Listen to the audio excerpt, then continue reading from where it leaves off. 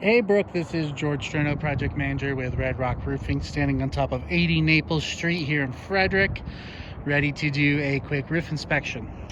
So first off, I just want to start by saying that this roof here is absolutely fine. I have no concerns. There's a couple things I will address that I like to keep up on in the future, but other than that, just to get everything and all the formalities out the way, this roof is fine. And let me show you why real quick. So when we do a roof replacement, there's a couple code items that we need to do when we do a brand new roof. The first one I'm going to show you here today is with drip edge. Now drip edge is going to be a 2x2 L-shaped metal flange. It sits 2 inches here on the fascia, 2 inches back on the shingle. It's this piece right here.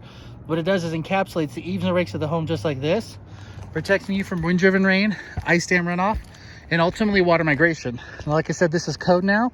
One of the first signs that I can tell this is a new roof. It had recently been replaced.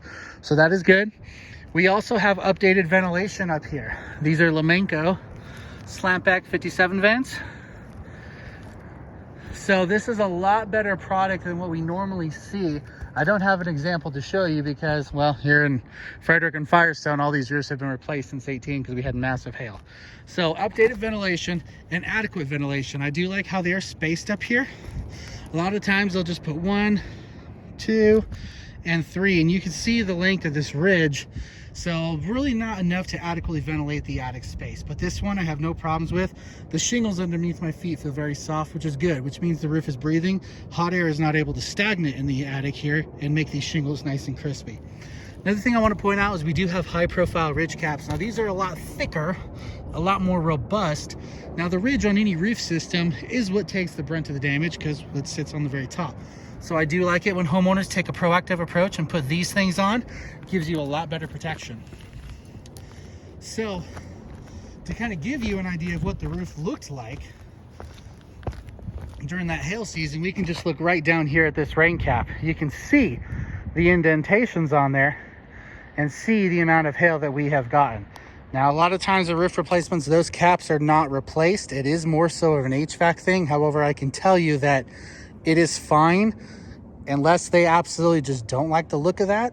They can call in an HVAC person to come and replace that, no problem. But other than that, it is perfectly fine. All of the penetrations here are all sealed to the roof deck. A lot of them even still have this silicone adhesive. This is what you need to cover all the nail heads to pass any color or roof inspection. And my biggest concern, which is what I was talking about earlier, something I want to keep up on, these vents, bathroom, and pipe jacks, it's always good to have an annual inspection because these bases here, now as the seasons come and go, this nail head is going to protrude through the surface. It's going to lift it up and it lifts this base up. And when that happens, it's a pretty decent sized gap and water migration is able to get under there. That's the bulk of my leak calls in the wintertime, are things like that. So enough on the education part. Again, this roof is perfectly fine. I have no problem certing this for 5 years if that is something we want to go ahead and move forward on. So again, this is George with Red Rock Roofing. I appreciate the opportunity to get up here and bring you up to speed. I'm gonna go ahead and sign off.